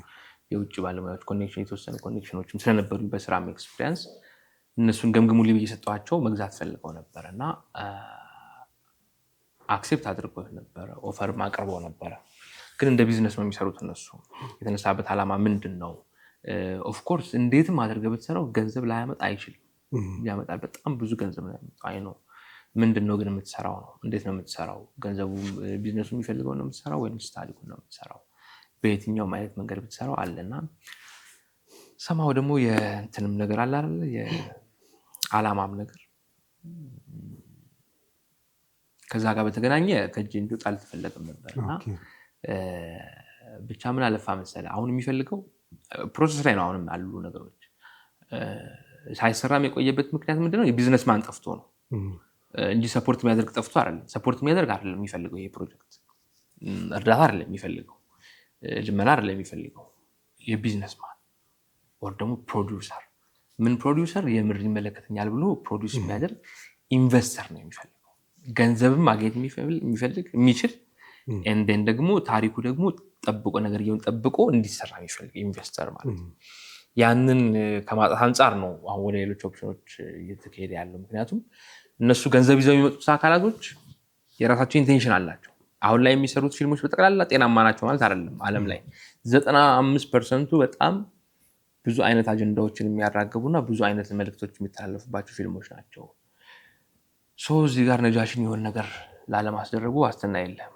ሙሉ ለሙሉ አሳልፈ ከሰጠው በኋላ ሌላ አጀንዳ እንዲያራጋቡት ይሄ ሰልሟል አልሰለምም ምናምን እሱ በጣም ሌላ ነገር ነው። ሌላ አይነት ነገሮች ሊካሄዱባቸው ይችላሉ አሳልፈ ከሰጣቸው። ያንን ታሪክ ጠብቆ ይመለከተኛል ብሎ የሚሰራ ፊልም ፕሮዲውሰር ነው። ከነሱ ጋር የተወሰኑ ኮሚኒኬሽኖች ተጀምሯል። አሁን ከሀገር ውጭ ካሉ ጋር ማለት ነው። በአንድ የሚሆን ነገር አይደለም። በደንብ ጊዜ ይወስዳል። እንደ ቢዝነስ ያዋጣሉ ካልከኝ ግን አንድ ቀላል ምሳሌ ልንገርህ። ስንት ቢሊየን ሙስሊም አለ ዓለም ላይ? ከ2 ቢሊየን በላይ። እሺ ቢያንስ ግማሹ ነጃሽን ያውቀዋል አይደል?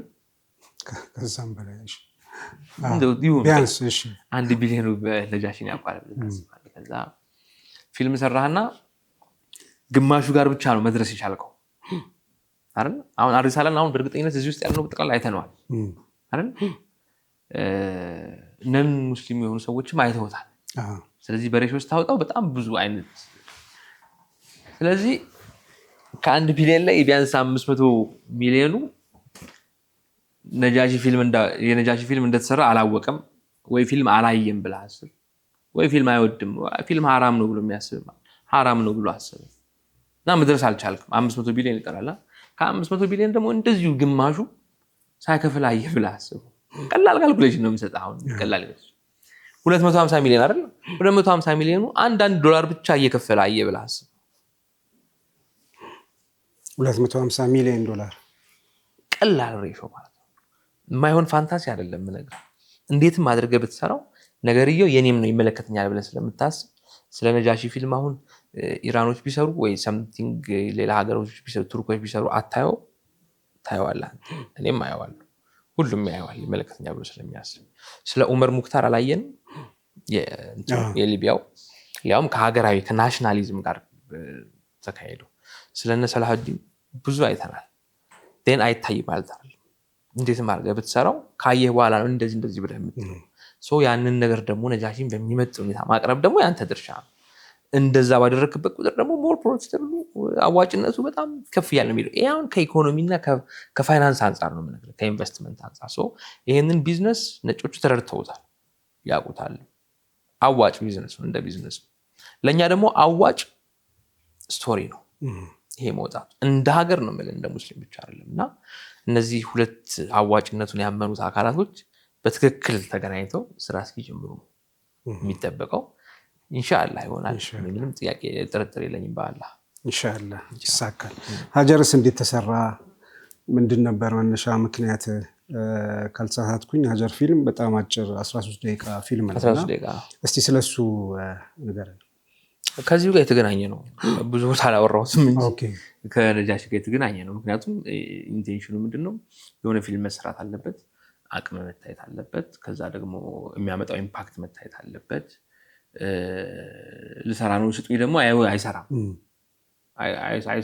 ልሰራ ነው የሆነ ነገር እንትን በሉኝ። በቅርብ ያሉት ሰዎች የሚያምኑብህን ሰዎች ድጋፍ እንዲያደርጉልህ ማድረግ ነው እንጂ ህዝብን ልሰራ ነው ስጡኝ ማለት ከባድ ማለት በቃ እንደምትሰራ እንደማትሰራ በምን ያውቃል? ደግሞ የሚሆንም አይደለም። በወዲህ በሉ ተብሎ የሚሰራ ትልቅ ነገር ነው እና ለነገርየው አደራ ለማስባል አዳራነቱ የሁሉም ለመሆን እንዲሆን በጣም ጥሩ መንገድ ነው።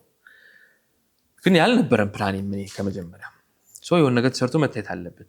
ነጮቹም ሲያዩ ምንድን ያሉት ኦኬ እሺ ስክሪፕት መጻፍ ትችላላችሁ፣ ፊልም መስራት ግን አትችሉም ነው። ስለዚህ ስጡንና እኛ እንስራው የሚሉ ኦፈሮች ቀርቦ ነበር የዛሬ 4 ዓመት አካባቢ። ስለዚህ መስራት እንደምትችል ማሳየት መቻል አለበት። መስራት እንደምትችል ለማሳየት ደግሞ የሆነ ኢንተርናሽናል የሆነ የነሱም የሆነ ነገር ማቅረብ አለበት። ስለዚህ በኢንተርናሽናል ደረጃ ለመስራት ከማቴሪያል እና ከምትጠቀማቸው ቴክኒኮች በተጨማሪ ሞር ሊያግዝ የሚችለው ኢንተርናሽናል ስቶሪ ሰሌክት ማድረግ መቻል አለብህ። ኢንተርናሽናል ስቶሪ ደግሞ ሲሆን የሀገር ስቶሪ ያልተሰራ ስቶሪ መሆን መቻል አለበት። ቢሆን ጥሩ ነው መሆን መቻል አለበት። የሀገር ስቶሪ አልተሰራም በመላው ዓለም በጣም የሚያስገርም ሁኔታ አላለኝ። ተሰርቶ ያቅም በማንም በቃ የሆነ የነቢዩላህ ኢብራሂም ላይ ፊልም ላይ የሆነች የ30 ሰከንድ ምናምን ኮነ ጉድጓድ የሆኑ እንደዚህ አይነት ነገሮች ናቸው የነበሩት እንጂ በሙሉ እሷ ላይ ፎከስ ያደረገ ከዶክመንተሪ ውጭ አላገኘውም። እኔ ባደረኩት ባየው አላለኝ አስቀምጦት ነው እንዴ ምናምን እስክትል ድረስ ማለት ነውና ስለዚህ የኢንተርናሽናል ስቶሪ ሰሌክት ለማድረግ ስናስብ ከዚህ ጋር ይገናኛል። ስለዚህ ዛሬ ጥናት ማድረግ ጀመርን። የእምነቱ አስተምህሮት ላይ ያሉ ኡስታዞችንም ከሪሰርቹ ጋር በተገናኘ ለማነጋገር ሞከርኩኝ። ሰፖርት አደረጉኝ። ስቶሪው ላይ በደንብ ሪሰርች ተደረገበት። ከዛ በኋላ እንዴት ነው ኢንተርናሽናል መሆን የሚችለው የሚለው ማሰብ መቻል አለብን። ምክንያቱም ለሀገር ውስጥ ማርኬት ብቻ አይደለም፣ የእኛም ሰዎች ደግሞ እዚህ ያሉ ሰዎች የሆነ ነገር ከፍ ብሎ ሲታይ ቫልዩ ይታወቃል። ያንን ቫልዩ መታወቅ መቻል አለበት። የፊልም ቫልዩ ከአመለካከት ጋር በተገናኘ ብዙ ነገሮችን መቀየር ይችላል በሚል እሳቤ ነውና ለኢንተርናሽናል መሆን ይችላል አይችልም። ስቶሪው አሳምኗል አይደል? እሺ ስቶሪው ካሳመነ ሜኪንጉ ደግሞ ከማቴሪያል ዋይዝ እነ ኔትፍሊክስም ሆነ ሌሎች ዲስትሪቢዩሽን እና አማዞንም የሚያስቀምጡት የካሜራ ስታንዳርድ አለ። ኢቭን ከካሜራ ጀምሮ የምትጠቀመው ካሜራ በምንድን ነው የቀረጸው ያስታውቃልና ያ ስታንዳርድ ዋይዝ ይመጥናል አይመጥንም የሚለው ማለት ነው። ያንን እንዲመጥን ተደርጎ ኢትዮጵያ ውስጥ ውስን ነበር የነበረው በሰዓቱ የዛሬ 2 ዓመት ነው። FX6 የሚባለው ካሜራ አለ። ኔትፍሊክስ አፕሩቫል ያለው፣ አማዞን አፕሩቫል ያለው በውድ ተከራይተን በዛ ነው የሰራነው። ሌሎች ማቴሪያሎችም እንደዛው። ከዛ ባለሙያዎቹ ደግሞ ሀገሪቷ ላይ አሉ የተባሉ ኢንተርናሽናል ኤክስፒሪየንስ ያላቸው ከዚህ በፊት በስራ የምንተዋወቃቸውም አብረን ያልሰራኋቸውም ሰዎች በዚህ ስራ ኮላብ አድርገን አፋር ድረስ ሄደን የሰራነው። አፋር ነው የተሰራው። አፋር ነው የተሰራው ቶታሊ። አፋር የመረጣችሁት ያንን በረሃ የነቢዩላህ ኢብራሂም በነበሩበት ጊዜ ሀጀር በነበረችበት ጊዜ የነበረው ሁኔታ እንዲያሳይ ተቀራራቢ ስለሆነ አፋር ነው የቀረጸው እና ለሌላም ሀገር ሰዎች ተመልካቾች መሆን ይችላል ብለህ ታስባለህ። ከዛ ላንጉጅ ነው አይደል? ላንጉጅ በሰብታይትልም ይታያል። ሞር ደግሞ ይበልጥ ለመቅረብ ደግሞ እንደ አንድ የፊልም ባለሙያ ፊልም ማለት ሞሽን ፒክቸርስ ነው። የምስሎች መንቀሳቀስ ነው፣ በምስል መግለጽ ነው። ስለዚህ በምስል ማሳየት ካለብህ በምስል ማሳየት የማትችላቸው ነገሮች ነው በዲያሎግ የምታስገባው። ፊልም ላይ በጣም የሚፈለገው ነገር ማሳየት ነው፣ መናገር አይደለም። እና ጭቅ ያለ ዲያሎግ የሬዲዮ ድራማ ነው የሚሆነው።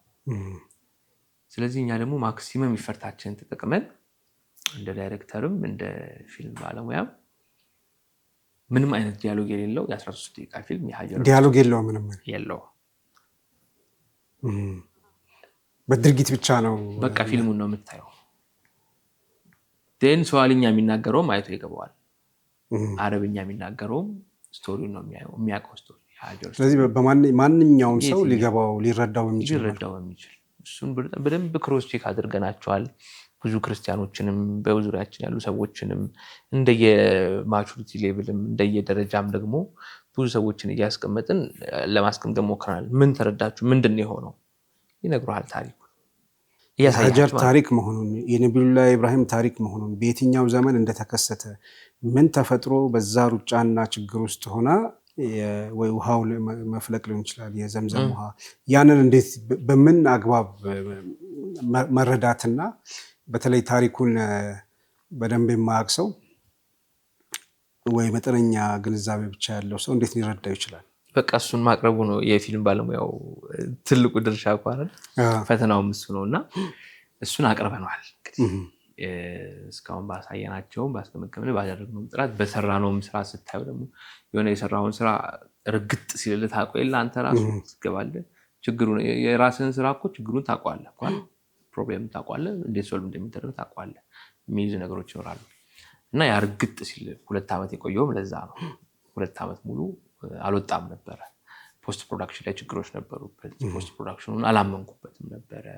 ሳውንድ ዲዛይኑ ኢንተርናሽናሊ 70% የሚይዘው ለኢንተርናሽናል ማርኬት 70% ሳውንድ ነው 30% ነው ምስል የሚታየው ሶ ሳውንድ ዲዛይኑ በዛ ደረጃ መሆን መቻል አለበት የምስል ኳሊቲው ኤዲቲንግ ፍሎ ፍሬሞቹ ፍሬም ባይ ፍሬም ስቶሪ በጣም ብዙ ሀስላለውና እያንዳንዷ የምትታየው ፍሬም ምክንያታዊ ነው መሆን አለባት ከዚህ ወደዚህ የምትንቀሳቀስ የምትራመድበት አይኗን ቀና የምትልበትና በፊልም ላንጉጅ ደግሞ ብዙ የሚተነተኑ ነገሮች አሉትና እነዛ ሁላ ነገሮች እስኪስተካኩ 2 አመት ቆይቷል እንግዲህ አልহামዱሊላህ ሆኖ አልቋል እነዚህ ያልኳቸው ነገሮች ሁሉ አሉበት አምኜበታለሁ እኔ እንግዲህ ሰው ደግሞ የራሱን ተመልክ እየታ ደግሞ ቀርቦ የሚያየው ሌላ ነው ይሄ ፊልም ሲሰራ እኔ ፊልም የሰራሁት የእናቴን ቤት ሳልሰራ ነው ከባህር ይሄን ምን ለምንድነው በሰዓቱ ለሙሉ ፊልም የሚወጣው በጀት ለ13 ደቂቃ ፊልም አውጥቼበታለሁ ተዘናግቼው ይሳላቀርቻ አይደለም ሆነ ብዬው እያወኩ ፈልጌው ነው ያደረኩት ምክንያቱም እንዳልኩ ፊልም በጀት ይፈልጋል እኔ በነበረኝ አቅምና ደግሞ ማግኘት በሚችለው አይነት ሪሶርስ መስራት ልሰራ የምችለው ከዚህ የዘለለ ደቂቃ ልሰራ አልችልም ሙሉ ነገር ልሰራ አልችልም ባለኝ በጀት ሁኔታ ደግሞ ባለኝ ሶርስ ሙሉ ነገሬን እዛ ላይ ኢንቨስት አድርገን ምንችለውን ሰራንበት ይሄን ሰራንበት ነገር ምንድነው በደንብ እኛን አቋማችን ሊያሳይ የሚችል በኢንተርናሽናል ደረጃ መሆን የሚችል ኢንተርናሽናል ደግሞ ኢንሻአላህ ኢምፓክት ሲያመጣ ደግሞ በውጭ ታይቶ እንዲማለ የሚለው ነገር የራሴንም አቅሜንም መፈተሽ ስለምፈልግ ሌሎችም ሰዎች ደግሞ ነገ ይሄን ልሰራ ነው ስትል በደንብ አቅም እንደው እግር ማስገቢያ ነው በቀላል ቋንቋ ማለት ይቻላልና እንደዛ አይነት ስራ ነው የተሰራው እንግዲህ ሀጀር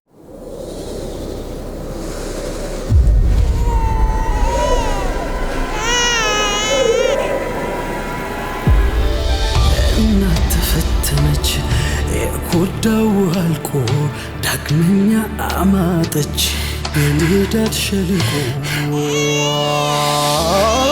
አንጀቷ እንዴት ይቻል በረሃብ ተፍቆ ልክ እንደ እናቱ ጡት የእስማኤል አፍ ደርቆ እንዴት ቆማት የው ልጇ በተማቆ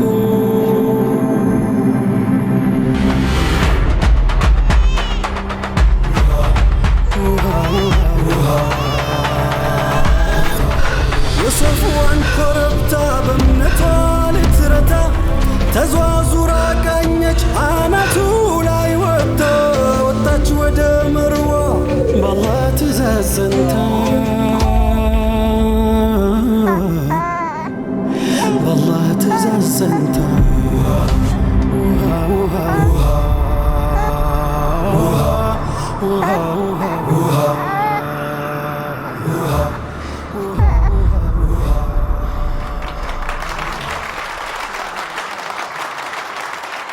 ይህንን ለየት ያለ ስራ ሌሎች ተመልካቾች እንዴት ሊያዩት ይችላል? መቼ ነውስ ወደ ህዝብ የሚቀርበው? የሚቀርበው አሁን በግንቦት 29 ነው። ግንቦት 22 ነበር የሚመረቀው። ከዛ ግንቦት 22 ላይ ከዛ በ24 ደግሞ ምርጫ አልነበረ። ከምርጫው ጋር በተገናኘ አንዳንድ አዋጆች ነበሩ መሰባሰብ ጋር በተገናኘና ከዛ ሴፍቲ አንፃር ወደዚህኛው ሳምንት አዞር ነው። ወደዚህኛው ሳምንት አዞረናል። እንግዲህ በፍላሚንጎ በሚገኘው በጣም ዘመናዊ ሲኒማ ቤት ነው። ህፃናትና ወጣቶች አዲሱ ሲኒማ ኮምፕሌክስ ህንፃ ላይ በጣም በቃ ደስ ይላል የሆነ ሲኒማ ይበት ነው የሚያስብለው ራሱ አዳራሹና እዛ አዳራሽ ነው የሚመረቀው። ቀን 10 ሰዓት ላይ የተለያዩ ፕሮግራሞች ይኖራሉ። እንዳልኩ ፊልሙ 13 ደቂቃ ነው። ስለ ፊልሙ ሳወራ ስለ ሳውንድ ትራኩ አላወራውም ለካ። ሳውንድ ትራኩ በእርግጠኝነት በኢስት አፍሪካ ደረጃ ወር ደግሞ በሀገራችን ደረጃ ከተሰሩት ሳውንድ ትራኮች ጋር ኮምፒት ሊያደርግ የሚችል ስራ ነው። ስለ ሀጀር ማለት እና የፊልም ሳውንድ ትራክ ይህንን ደግሞ በቃ ራሱ በቃ ይህ እንደዚህ አይነት ከፍታ ላይ ብሎበታል። ራሱ በኦዲየንስ ፊት ነው የማወራውና ቮካሉን የገባው ሙአዝ ሀቢብ ነው። ኦኬ ቮካሉን የገባው ሙአዝ ሀቢብ ነው። በጣም በሚገርም ሁኔታ ተቀናበረው የተሰራው እንዳጋጣሚ ሆኖ ያው መነካት ይፈልግ የለ ግጥም እዛ ሙድ ውስጥ ሆኜ እኔ ነኝ ግጥሙን የጻፍኩት። ያን ያህል ገጣሚ ጸሐፊ አይደለም፣ ግጥም ጸሐፊ አይደለም። ግን ያው ስትነካ ትንሽ ትሞክር የለ ግጥም ሰውም አይደለ። እዛ ላይ ግጥሙን እኔ የጻፍኩት ሙዓዝ ነው የገባው። በጣም የሚያስገርም ሳውንድ ትራክ ነው። ያ ሳውንድ ትራክ እንትን ተች እንዲኖርበት ፈለግኩኝ። የኛ ተች አሁን ዲያሎግ የለውም አልክ አይደለ?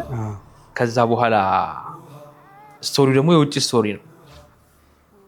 ከዛ ሌላ ዓለም ላይ ያለ ሰው የዛሬ 20 ዓመት ወይ ደግሞ የሆነ ጊዜ ላይ ቢያየው አሁን ነገርየው ያው ጉድ አንድ ሰሞን አይደል ካለፈ በኋላ ቢያየው የሆነ ተች አዲስ ተች እንዲያገኝበት ፈለግኩና አዲስ ተች ደግሞ እኛ ጋር ብዙ ተቾች አሉ አይደል? የመንዙማ ተች።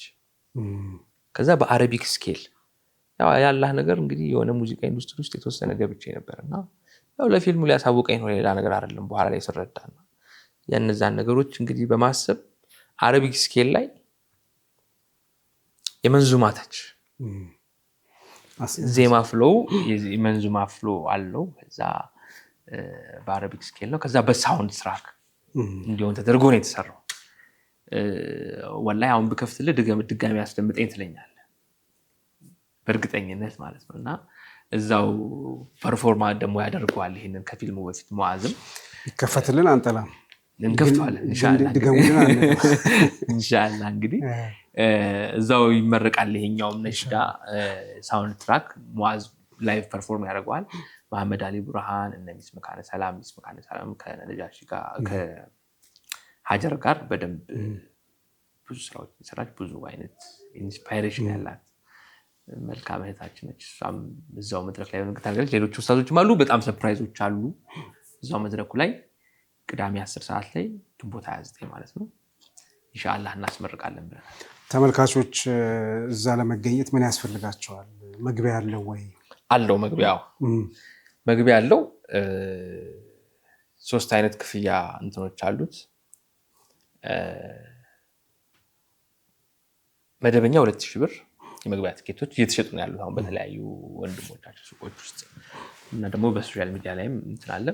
በ2000 ብር መደበኛ ቪአይፒ 5000 ብር እና የአምባሳደርሺፕ ደግሞ ቪአይፒ 10000 ብር እየሸጥን ያለው ትኬቱና ብዙ ነው ብዙ አይደለም። ብዙ ነገር ደግሞ ያሁኑን ያክል እናወራበት እንችላለን። ገባህ አይደለም? እንደኔ 10000 ብርን ከፍሎ የሚገባ ሰው 10000 ብሩን ከ10000 ብር ቫልዩ የበለጠ ነገር አግኝቶ ይወጣል ብዬ አስባለሁ። እርግጠኛም ነኝ። 10000 ብርን ወርዝ አያደርግም እዚህ የመጣሁበት ነገር ለሚል ደግሞ ካለ ከዚህ በፊትም ብዬዋለሁ እኔ እመልሳለሁ 10000 ብር። ማሻአላህ። ስለዚህ ምንም ስጋት የለም። ኢንሻአላህ በከፈላችሁት ልክ ከዛም በላይ ትጠቀማላችሁ። ይገባዋል ብሎ የሚያስብ ሰው ከፍሎ ይግባ። ነገርየው ይገባዋል ብሎ። ስለዚህ ሀጀርን ግንቦት 29 ቀን በአዲሱ የወጣቶች አዳራሽ ፍላሚንጎ አካባቢ ተገኝታችሁ መከታተል እና መመረቅ ትችላላችሁ። የዚህ አዲስ ፊልም ለመጀመሪያ ጊዜ ለእይታ ሲቀርብ የታሪኩ አካል እንዲሆኑም ይጋበዛሉ ማለት ነው። በመጨረሻ ነፃ ዓለም የፊልም ስራ፣ የሚዲያ ስራ፣ የማስታወቂያ ስራ ብዙ ሰርተሃልና አሁንም አዲስ ነገር ይዘህ እየመጣ ነው። የእስላማዊ ስራዎችን ከሌሎች ዓለማዊ ስራዎች የመደበላለቅ ነገር አለ ወይስ የሆነ መስመርስ አስመረ እየሰራህ ነው? እስቲ እሱ ላይ ተወሰነ ነገር በለን። ያው እንግዲህ አንድ ሜዳ ውስጥ መሀል መስመር አለ አይደል? ሜዳው ደግሞ ሜዳውን ለቀህ ወጥተህ ደግሞ ሌላ ሜዳ ላይ አትጫወትም። ስለዚህ ሜዳው አንድ ነው። ምንድነው የምትሰራው? ምንድነው የምትጫወተው? እንዴት ነው የምትጫወተው የሚለው ነገር ነው። አንድ ፓስቲ ነጋዴ ፓስቲውን ነው የሚሸጠው አይደለ? እንትና ነው የሚገዛኝ ብሎ አይደለም። ማንም መጥቶ ሊገዛው ይችላል፣ ለማንም ሊሸጥ ይችላል። ያ ፓስቲ ሊበላም ይችላል፣ ምንም ሊሆን ይችላል። የእሱ ኃላፊነት ግን ምንድነው? ፓስቲውን እንዴት ነው የሚሰራው? ፓስቲው ላይ ፍርኖ ዱቄት ነው የሚጠቀመው? ጀሶ ነው የሚጠቀመው ወይንስ ስጋቱራ ይቀላቅለዋል ወይ? ያንን ነገር ከነፍስ ጋር ያለች ጥንቃቄ ሂሳብ የምትሰራው ከራስ ጋር ነው። ከዛ አማውንቱ ላይ ከዛ እንዴት ነው ያለው ጥንቃቄ ላይ ስራህን አድምተህ የምትሰራው ላይ ከላይኛው ጋር የምትተሳሰበው ሂሳብ ላይ እዛ ስራው ላይ ነው ያለው እንጂ ማን ይሽጠው እንዴት ምናምን የሚባለው ነገር የት ጋር ነው የሚቀርበው የሚባለው ነገር ለኔ ቦታ የለውም። የምትሰራው ነገር ግን ምንድነው ከራስ ጋር ሂሳብ ትሰራለህ። የሆነ ስራ ሲመጣልህ እኮ ይሄ ነገር ያዋጣኛል አያዋጣኝም ከፋይናንሻል ብቻ አይደለም አይደል? ከላይኛውም ጋር ትሳሰባለህ። ምንድነው የምሰራው? ምንድነው ማስተላልፈው? ምን ይጠቅመኛል? ለምንድነው የሚሆነው ነገር ይሄ ምናምን ብለህ ያንን ትላለህ። ኖርማል ስራ ነው። እንደማንኛውም ሰው እንጀራ ነው። እንደማንኛውም ሰው ቢዝነስ ነው። እና ሜዳ ተለቆ ደግሞ ተወጥቶ አይሰራም። ሜዳ ውስጥ ነው ጨዋታ ያለው እና ብዙ የምንጫወታቸው ብዙ የምንሰራቸው ስራዎች አሉ። ይሄ ወደዚህ ወደዛ የሚባል ነገር ያለ አይመስለኝም። አስቤም አላቅም። እኔ ፊልም ባለሙያ ነኝ። ኢንሻአላህ በጣም ብዙ ፊልሞችን እሰራለሁ። ብዙ ፊልሞችን፣ ዓለማዊ ፊልሞች፣ እስላማዊ ፊልሞችም። ዓለማዊ ፊልሞች ከኔ አይዲዮሎጂ ጋር ከኔ ፍልስፍና ጋር ከእምነቴ ጋር ከባህሌ ጋር ከቤተሰቤ ጋር የማይጣረሱ ስራዎችን ይሆናሉ ብዬ አስባለሁ። ኢንሻአላህ አላህ ይርዳኝ እንጂ ብዙ የምንሰራቸው ስራዎች አሉ። በጣም ጥሩ። እንግዲህ የሀጀርን ፊልም አስመልክቶ ዛሬ ጋብዘንህ እንግዳ አድርገንህ ከዚህ በፊት የሰራቸውን ስራዎች ስላንተም የልጅነት ሁኔታ ለማንሳት ሞክረናል። ጥሩ ጊዜ እንዳሳለፍን ተስፋ አድርጋለሁ። አሁን የምንቋጨው ምን ይመስላል ነው የምትለው ነገር አለ መጨረሻ ላይ? በጣም ብዙ እንደውም ሰዓታችሁን ያስኩባችሁ መሰለኝ ጀምዬ። በጣም ነው የማመሰግነው። ሹክረን። የእውነት በጣም ትልቅ ደስታ ነው የተሰማኝ ከአንተ ጋር እንደዚህ ቁጭ ብዬ በማውራት የመጀመሪያ ላይ እንዳልኩት እና እንግዲህ አልሐምዱሊላህ ነው የሚባለው። ለዚህ ካበቃን አላህ ምን ይባላል? ምስጋናውን እሱ ይውሰድና በእኛ ዙሪያ ደግሞ በጣም ብዙ አሉ መመስገን የሚገባቸው። አላህ ያከፋፍላቸው ነው እንግዲህ ምስጋናው ኢንሻአላህ። ተመልካቾቻችን በዛሬው የጀማል አህመድ ሾው እንግዳችን ነፃለም አብዲ ነበር። የሀጀር ፊልም በቅርቡ በእሱ የተዘጋጀ አዲስ ፊልም ነው። እሱን አስመልክቶ በእንግድነት ጋብዘነዋል። ብዙ ነገሮችን አንስተናል። ወደኋላም ሄደን ከነፃለም የተለያዩ ሀሳቦቹ ጥሩ ነገር እንደተማረን እና እንደወሰደን ተስፋ አድርጋለሁ። ዛሬ እዚህ ስቱዲዮ አብሮን ስለሆነ እና እንግዳችን ስለሆነ ከልብ እናመሰግናለን። በዚህ አጋጣሚ የነፃለምን አዲስ የሀጀር ፊልምን እንድትሳተፉ እንድትገኙ እና ታደማችሁ ይህንን የፊልም ምረቃ ላይ እንድትገኙ በዚሁ አጋጣሚ ጥሪያችንን እኛም እናቀርባለን። የዛሬን ፕሮግራም በዚሁ አጠቃልልን። ሳምንት ከሌላ እንግዳ ጋር እንጠብቃችኋለን። ወሰላሙ አለይኩም ወራህመቱላሂ ወበረካቱ።